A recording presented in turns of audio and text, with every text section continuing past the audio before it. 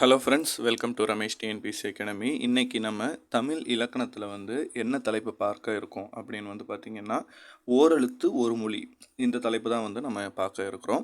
நீங்கள் first time நம்ம சேனலுக்கு வரீங்கன்னா சேனலை சப்ஸ்கிரைப் பண்ணிக்கோங்க. கூடவே பெல் ஐக்கானை ப்ரெஸ் பண்ணிக்கோங்க. நான் அடுத்தடுத்து போடுற வீடியோஸ் உங்களுக்கு நோட்டிஃபிகேஷன் கொடுக்கறதுக்கு ரொம்பவே யூஸ்ஃபுல்லாக இருக்கும். இப்போ வாங்க நம்ம தலைப்புக்குள்ளே போகலாம். இந்த ஓரெழுத்து ஒரு மொழி அப்படிங்கிறது என்னன்னு பார்த்திங்கன்னா, ரொம்ப ஒரு ஈஸியான டாபிக் தான்.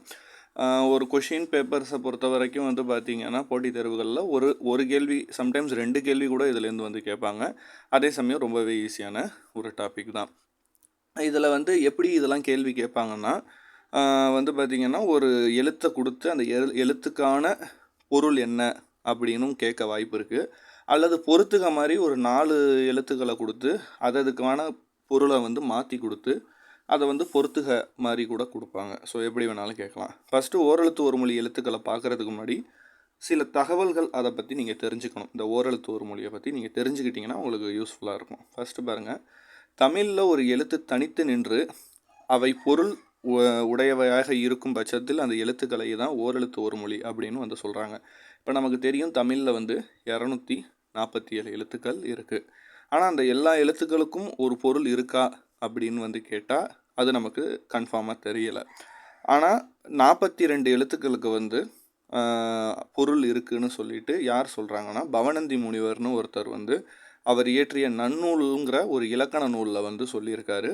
எத்தனை எழுத்துனா தமிழில் 42 ஓரெழுத்து ஒரு மொழி இருக்குது அப்படின்னு ஏன்னா நம்ம ஓரெழுத்து ஒரு மொழினா அந்த எழுத்துக்களை மட்டும் படிப்போம். ஆனால் கொஷின் அவங்க எப்படி வேணாலும் டிஎன்பிஎஸ்சியில் கேட்கலாம்.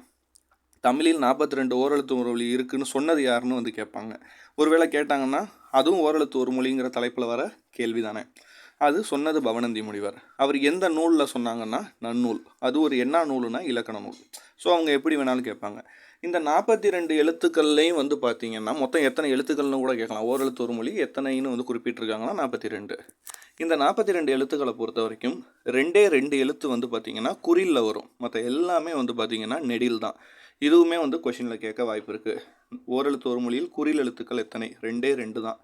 ஒன்று நோ, இன்னொன்று தூ. சரிங்களா? நோ, தூ, இது 2 தான். மற்ற எல்லாமே பார்த்திங்கன்னா நெடில் எழுத்துக்களாகவே தான் அந்த 40 எழுத்துக்களும் இருக்குது. இந்த ஓரெழுத்து ஒரு மொழி இப்போ தான் நீங்கள் அடுத்து தான் ஒன்றுக்குமான பொருளை நீங்கள் தெரிஞ்சுக்கணும். சரிங்களா? எடுத்தோடனே போய் படிக்கிறத விட அந்த தலைப்புனா என்ன, அந்த தலைப்பு எதனால், அதனுடைய தலைப்புக்கான பொருள் தெரிஞ்சு அதுக்கு முன்னாடி அது எப்படிலாம் கொஷினாகவும் அவங்க கேட்டிருக்காங்க எல்லாம் தெரிஞ்சு நீங்கள் ஒரு தலைப்பையும் அப்ரோச் பண்ணும்போது உங்களுக்கு ரொம்பவே ஈஸியாக இருக்கும். சரிங்களா? இப்போ வாங்க பார்ப்போம். ஃபஸ்ட்டு பாருங்கள், ஆவணாவை கொடுத்துட்டு அதுக்கு பொருள் பசு. சரிங்களா?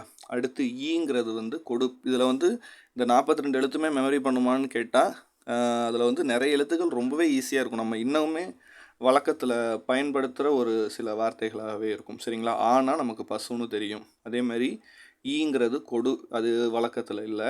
ஆனால் நிறைய வார்த்தைகள் இருக்கும். ஊங்கிறது இறைச்சியை குறிக்கும். ஏங்கிறது அன்பு, மன்னிக்கணும், அம்பு. ஏங்கிறது அம்பை குறிக்கும். ஐங்கிறது தலைவன். இந்த ஐ படத்தில் கூட ஒரு சாங் வரும், ஐ என்றால் அது தலைவன் என்றால்னு ஒரு வரிலாம் வரும். சரிங்களா? ஓங்கிறது மதகு நீர் தாங்கும் பலகை. சரிங்களா? காங்கிறது சோலை. இது இன்றைக்குமே வரைக்குமே நம்ம யூஸ் பண்ணிட்டுருக்கோம், கா சோலை. அதை ஞாபகம் வச்சுங்க. அதே மாதிரி பார்த்திங்கன்னா கூங்கிறது பூமியை குறிக்குதுங்களா. அடுத்து கை அப்படிங்கிறது ஒழுக்கம். சரிங்களா? அப்புறம் கோங்கிறது அரசனை குறிக்கும். சாங்கிறது இறந்து போதல். இப்போ நம்ம கூட வழக்கத்தில் சொல்லுவோம் செத்துப்போ அப்படிம்போம். ஆக்சுவலாக சாங்கிறது இறந்து போ. அதே மாதிரி சீ அப்படிங்கிறது இப்போ கூட திட்டம் இல்லச்ச அப்படிம்போம். அது சீங்கிறது இகழ்ச்சியை குறிக்கும். சரிங்களா? சேங்கிறது உயர்வை குறிக்கும். இப்போ இந்த சேகரன் அப்படின்லாம் சில பேர் வரும். சேகரன்கிறது உயர்வான ஒரு உயர்வை குறிக்கிறது. அதே மாதிரி பார்த்திங்கன்னா சோங்கிறது மதில். அதே மாதிரி தா எனக்கு கேட்குறது, எனக்கு கொடுங்கிறது, அது தாங்கிறது கொடு. தீங்கிறது நெருப்பு, அது இன்னுமே வழக்கத்தில் இருக்குது. தூ அப்படிங்கிறது உன். தூங்கிறது தூய்மை. இது 2க்குமே இருக்கு, மாறுபாடு தெரிஞ்சுக்கோங்க. ஏன்னா இது ஒரு இது குறிலில் வரும், ஒன்று நெடிலில் வரும். அடுத்து பாருங்கள், தே அப்படிங்கிறது தெய்வம். தை அப்படிங்கிறது தைத்தல். நாங்கிறது நாக்க குறிக்கும். நீ அப்படிங்கிறது முன்னிலை, ஒருமை. அதே மாதிரி நே அப்படிங்கிறது அன்பு. நைங்கிறது இழிவு. அப்புறம் நோ அப்படிங்கிறது நோய். நோ அப்படிங்கிறது வறுமை. 2க்குமே கன்ஃபியூஸ் ஆகிக்க வேண்டாம். குறில்ல வர்றது நோயை குறிக்கும், நெடில்ல வர்றது தான் வறுமையை குறிக்கும். பா அப்படிங்கிறது பாடல், அது வழக்கத்தில் இருக்குது. அதே மாதிரி பூ அப்படிங்கிறது ஒரு மலரை குறிக்கும், இதுவுமே வழக்கத்தில் இருக்குது. அதே மாதிரி பே அப்படிங்கிறது மேகம், பைங்கிறது இளமையை குறிக்கும். போ இதுவும் வழக்கத்தில் இருக்குது, போனால் செல் அப்படிங்கிறது இருக்குது. மாங்கிறது மாமரம், மீங்கிறது வான். அதே மாதிரி மூங்கிறது மூப்பும், மேங்கிறது அன்பும், மைங்கிறது அஞ்சனம். இதெல்லாம் தான் வந்து பார்த்திங்கன்னா ஓரெழுத்து ஒரு மொழிகள். அடுத்து வந்து பாருங்கள், மோங்கிறது முகர்த்தல், யா அப்படிங்கிறது அகலம், வாங்கிறது அழைத்தல், வீங்கிறதும் மலர். மலரோட 7 நிலைகள் நம்ம பார்த்துருப்போம், அதில் வீங்கிறதும் மலரோட ஒரு நிலை தான். வைங்கிறது புல், அப்புறம் வந்து வவ்வுங்கிறது வந்து பார்த்திங்கன்னா கவர். இதெல்லாம் ஓரெழுத்து ஒரு மொழிகளில் வரக்கூடியவை. இதை வந்து மேட்ச் த ஃபாலோவிங் மாதிரி பொறுத்துகையிலையும் அவங்க கேட்க வாய்ப்பு இருக்குது. சரியானதை தேர்ந்தெடுங்கிறதும் கொடுத்துருப்பாங்க, சரியான இணையை தேர்ந்தெடுங்கிறதும் கொடுக்க வாய்ப்பு இருக்குது. இது மாதிரி கேட்குறதுக்கு வேறு மாற்றாக இப்படியும் கேட்கலாம், இனங்கள் சொல்லுங்கள். ஓரெழுத்து ஒரு மொழியில் இனங்கள், அதாவது உயிரெழுத்தில் என்னென்ன உயிரெழுத்துக்களில் என்னென்ன ஓரெழுத்து ஒரு மொழி இருக்குது அல்லது எத்தனை இருக்குன்னு கூட கொஞ்சம் கஷ்டமாக கேட்கலாம். நீங்கள் வந்து இந்த ஆசிரியர் தேர்வுலலாம் பார்த்துருப்பீங்க, கொஞ்சம் கடினமாக கேட்கலாம். அதில் வந்து உயிரெழுத்துக்களில் 6 உயிரெழுத்துக்கள் வந்து ஓரெழுத்து ஒரு மொழி கேட்கலாம்.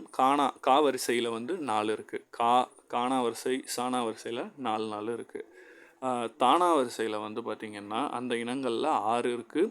அதே மாதிரி நாளையும் வந்து 6 இருக்குது. பானா வரிசையில் 5ம், மானா வரிசையில் 6 இருக்குது. யாழ ஒன்று தான் வரும், வாழ 4 இருக்குது. சரிங்களா? 3 வரிசை எதுலேயுமே கிடையாது, 2 வரிசை எதுலேயுமே கிடையாது.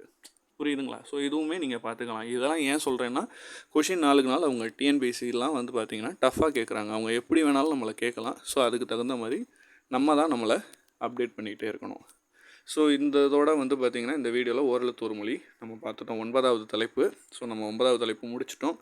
இப்போ அடுத்து வந்து பார்த்திங்கன்னா அடுத்தடுத்த வீடியோவில் அடுத்த இலக்கண டாபிக்ஸ் பார்ப்போம்.